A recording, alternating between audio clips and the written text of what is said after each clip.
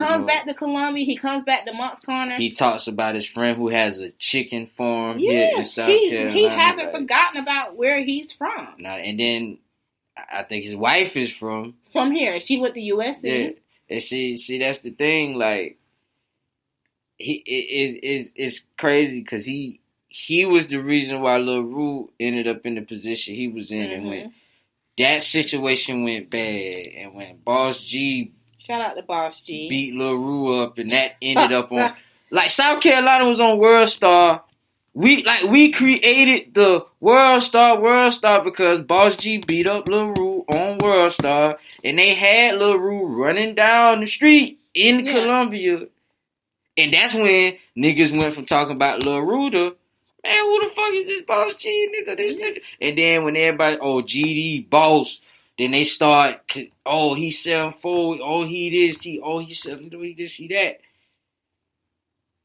If you notice, South Carolina got real bad, like, I don't know what it is, but it goes all the way back to Peabo Bryson.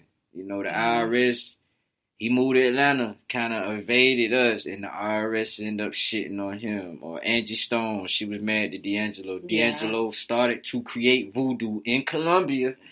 And, you know, now Angie Stone was on Keep Your Heads Ringing with Dr. Dre.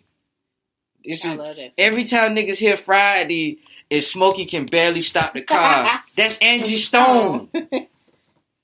And she from South Carolina. You know what I'm saying? Kevin Garnett, when they won the finals, what did he say? South Carolina. Like, and it's crazy because it's like when Charlamagne and Lil Rue relationship got damaged, when people seen two of the rappers that was really like finna be on in the state be against each other. Yeah. When, you know, so many speaker knockers dying.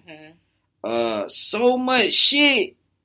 Like when Mo Beats, you know, niggas had his videos on World Star, niggas was clowning him, just so much shit. It's like we got this like bad luck on us. Like we got this, like we got like where you got artists saying, y'all don't support us. Yeah. But then on the other hand, when I first hit up JJ, he like, yo, you the only nigga that hit me up the right way. Yeah. So it's kind of like, but then you do see these DJs taking niggas' money, tricking, doing this, doing that. You do see a lot of DJs nowadays. The DJ wants to be in front. They would be like Puff Daddy in the 90s, all in the videos, all on the song. They don't want to be the DJ Khaled that was spinning, hustling back to back to back to back to back. They want to be seen just like the artist until they broke hustling.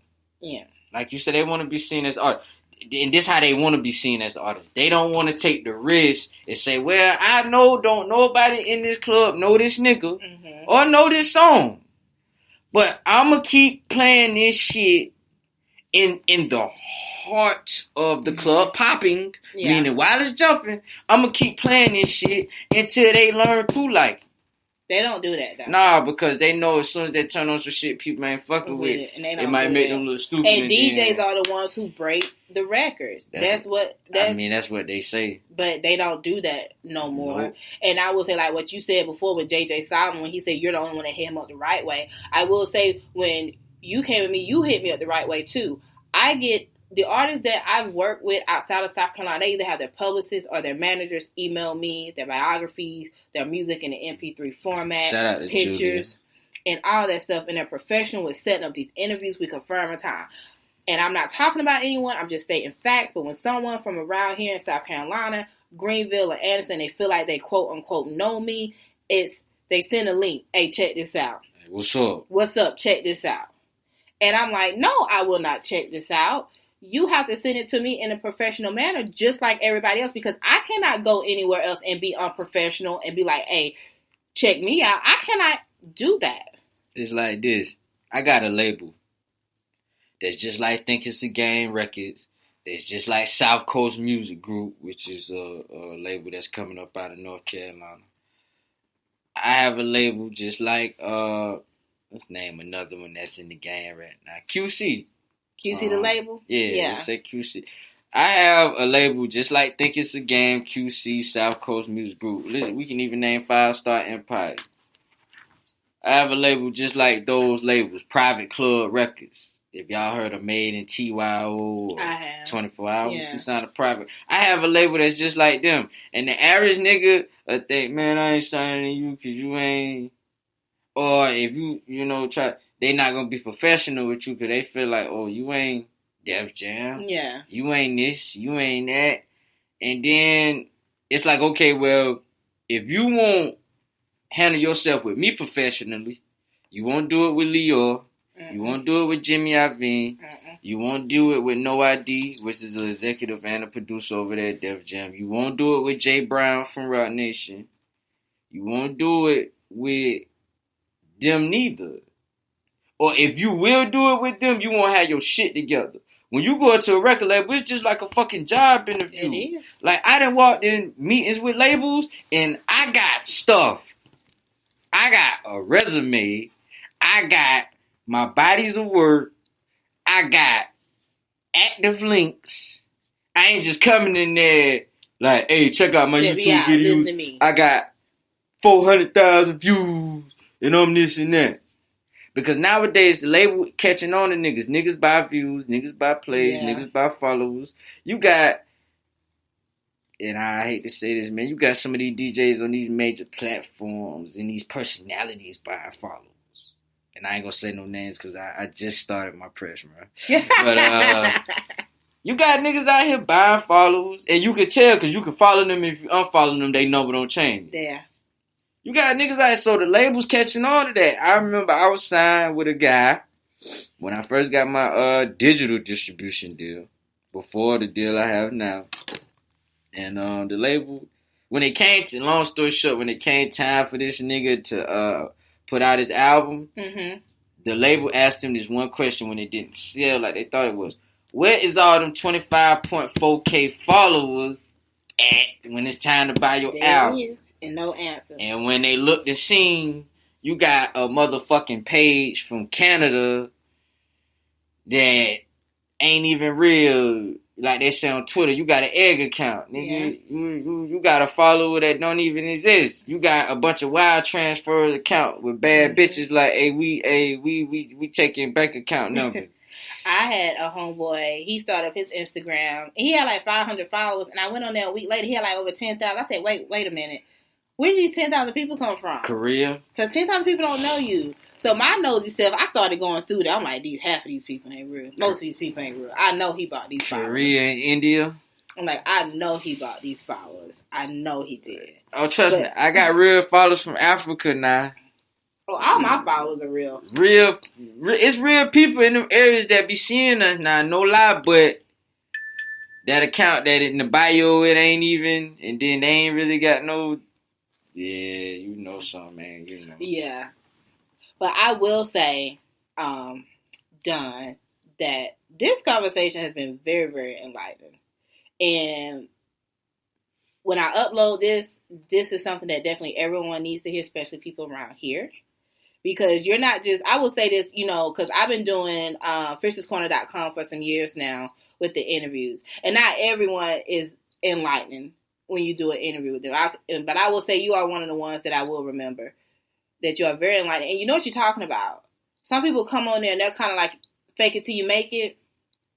And it's not really a conversation. Because I always say my interviews aren't an interview, it's a conversation. Because at the end of the day, they don't know me, I don't know them. Just like, I've never met you, you never met me. But today, we've got to know a little bit about each other, so it's a conversation. Yeah, today is the beginning of the journey of the relationship. It's like 10 years from now, 5 years from now, or 3. You may be this big personality and you in the position and you going to accept my work. Yeah. You going to be the Angela Yee that gets that email when you in the position to say, okay, yeah, hey, we need to put him on. Yeah, that's Donn Jones. Yeah, we definitely need to. And that's what I am striving for. I certainly, I appreciated this interview or this conversation, and I learned something myself, which is always exciting because I love to learn. I wish Imperial could have been here today, but hey, we rocked this thing out with just you and I.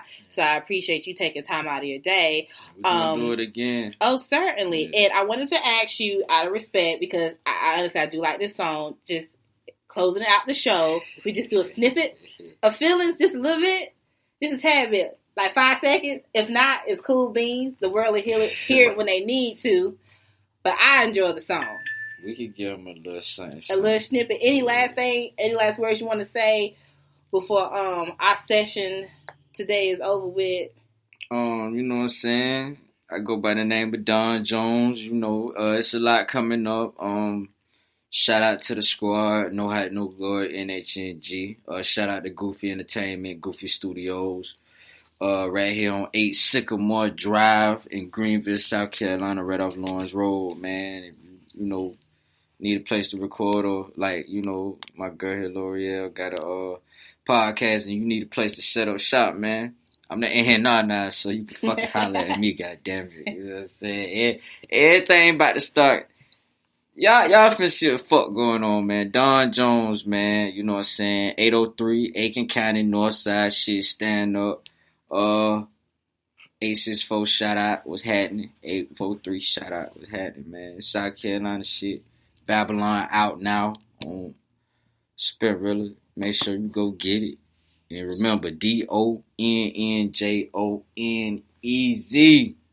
And as always, I always shout out, make sure y'all subscribe to the sessions on iTunes, Google Play, Spreaker.com, SoundCloud.com. Follow our Instagram, which is The Sessions, and it's spelled with a Z at the end. Twitter is The Sessions Pod. Follow me on Instagram, Miss Fierce86. Same handle on Twitter. I would shout out Imperius, but that's not my Instagram. I don't know his name. Just follow me on Instagram and you'll find him on there. So before we leave y'all, or as we close out, I'm just going to give you a little snippet of one of Dunn's songs, Feelings, because I truly enjoy this, but the world will hear it when they need, so I'm going to give you 5 seconds of it, and it's over with, and that's it done. I'm going to give you 5 seconds, okay?